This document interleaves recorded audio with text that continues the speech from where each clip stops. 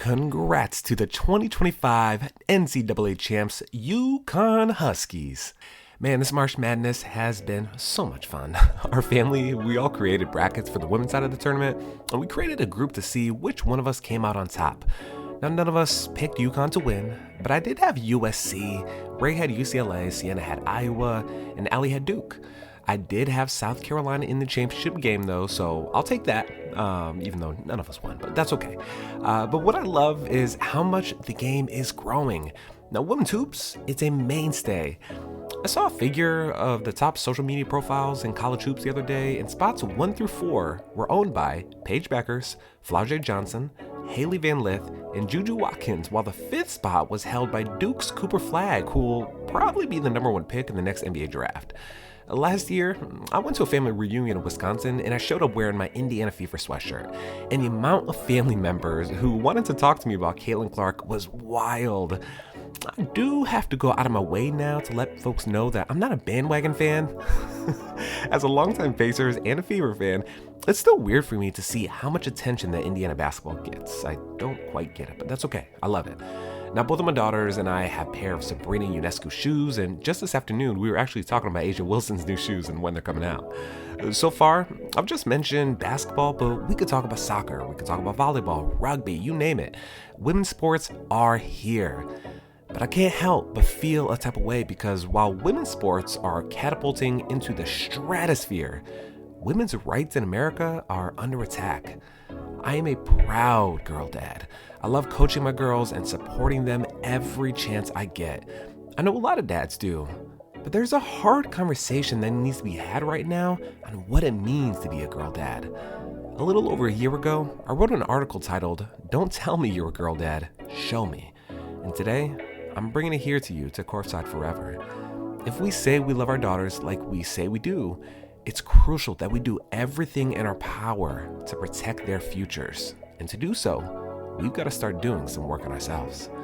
So thanks for being here for another episode of Courtside Forever, because as parents, we've got the best seats in the house. Let's enjoy them.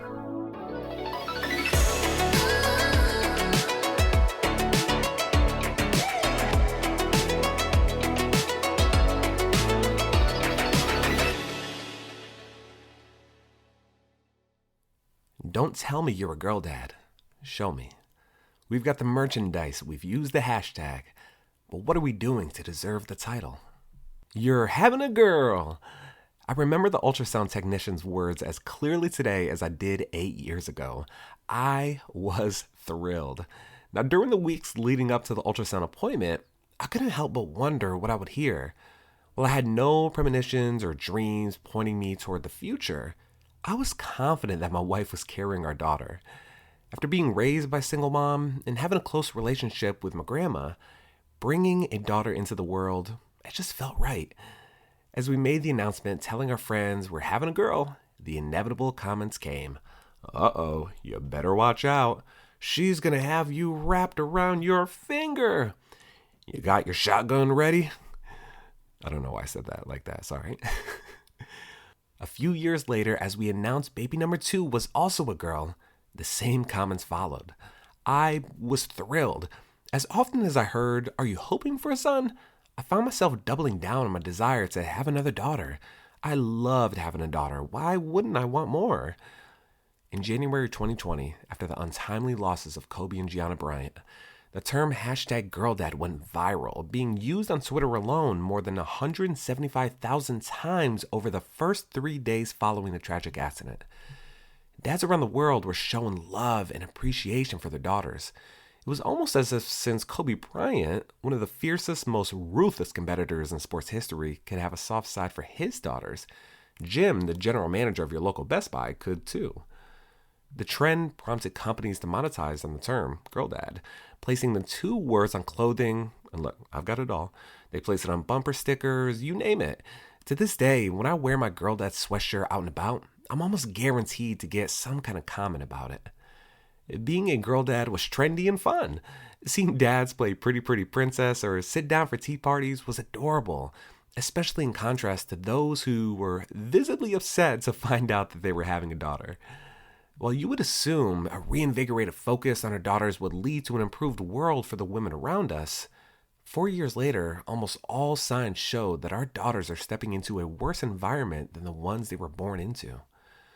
In the weeks following the COVID-19 breakout, women's unemployment rates skyrocketed, in large part because of the unfair burden that's placed on women to take care of families. In addition to further harming the wage gap, women left promising careers and were robbed of future promotions simply because they had to put their families first. Since 2022, millions of American women have lost the right to legal abortion access, placing their reproductive health in the hands of extremist politicians who also won't pass legislation in favor of paid family leave. You can travel the globe and find millions of women who can't vote, dress independently, or are forced into marriages with men decades their senior. This type of widespread ugly authority over women, often at the hands of men, requires us to ask the question, what does it mean to be a girl dad? Or better yet, here's a question for me and the other proud girl dads out there. What are we doing for our daughters?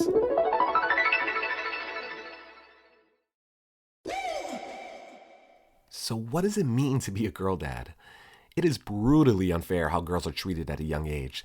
The constant emphasis on quote-unquote being pretty or caring for others is hammered into too many girls at an early age. While our boys are encouraged to be tough and aggressive, something that leads to another set of problems. Even if our homes are as progressive and pro-women as possible, our daughters will still enter schools, grocery stores, and social circles where our work can quickly unravel. Adam Bulger wrote an article on Fatherly titled 7 Things All Daughters Need to Hear from Their Father. The list includes many gems, though some of my favorites were, you don't just look good when you're dressed up, and another one, I value and support women. One quote that I got from it was, you'll never help your daughter become a strong, capable woman if she thinks you don't believe women are strong or capable. It's our job as dads to dismantle any bias or preconceived notions we may have had before having daughters. Man, I wish this was work that every man could do, regardless of their status as a girl dad or not. But it's next to impossible to look your daughters in the eyes and credibly say, you're going to achieve great things while uplifting systems or people hell-bent on stripping away their rights. To be a girl dad is to acknowledge our imperfections and flaws while turning up the dial on empathy and listening for the sake of understanding. It requires a break from our upbringing and a shift in our thinking because to be the best dad for our daughters, we need to be brutally honest with ourselves. So what are we doing for our daughters? While discussing societal norms or historical stereotypes, it's easy to ask yourself, well, how can I make an impact? I can't imagine this is true, but if you're a congressman who can affect change on a higher level, the answer to that question for you is going to look different than for most of us. For most of us, the answer lies in what you can do at home and within your circle of friends. Number one, you can empower. You don't need to write an emotional speech to deliver to millions. The audience in front of you is worth more than temporary attention anyway. The way you empower your daughter today is going to show up in her relationships decades down the line. Empower her to make decisions. Empower her to make mistakes. Because when she knows dad's love is unwavering through good times and bad, she can stand firm in her future built on strength and trust. Number two, uplift. Give your daughters compliments on things that do not concern her looks. Compliment her artwork. Compliment her kindness. Compliment the fantastic meal she just cooked up, complete with the plastic food and dirty cups. When the majority of compliments you give tend to be based on appearances, our girls will start to think that that's where their value lies. Instead, uplift your daughter by showing her beauty is more than what we look like or wear. Number three, educate. It's not enough to say, oh, that topic is mom's territory. In fact, defaulting girly conversations to their moms robs us dads of much needed education. To get that education, we've got to step all the way into difficult and uncomfortable conversations. Every time I hear some old congressman explain why he doesn't think women should have autonomy over their body, I feel like screaming because issues like pregnancy and abortion are far more elaborate and complicated than most men understand.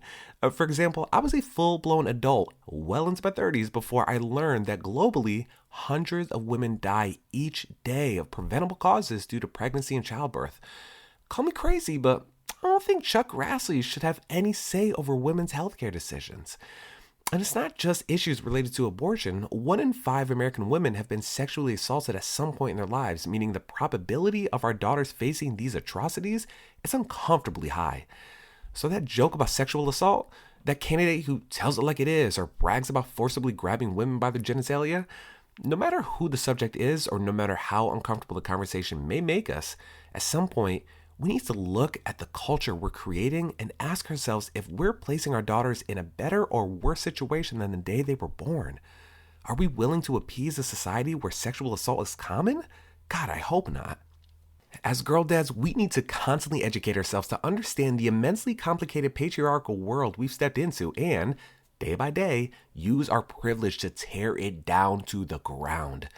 There are 0 scenarios in which we'd be fine knowing no matter how hard they worked, the best grade our daughters could get in class was a B- while every other boy received an A+. Still, we know that in 2022, women were paid 82 cents for every dollar a man made for the same exact job. And Black, Latina, Native American, Asian women, they all made less than that. And the thing is, we rarely question why that is. To be effective girl dads, we must advocate for our daughters. This may start with a blog post and end at a rally, or it could start with a conversation and end with an apology. Whatever it looks like for you, it is no longer enough to wear the sweatshirt and call it a day.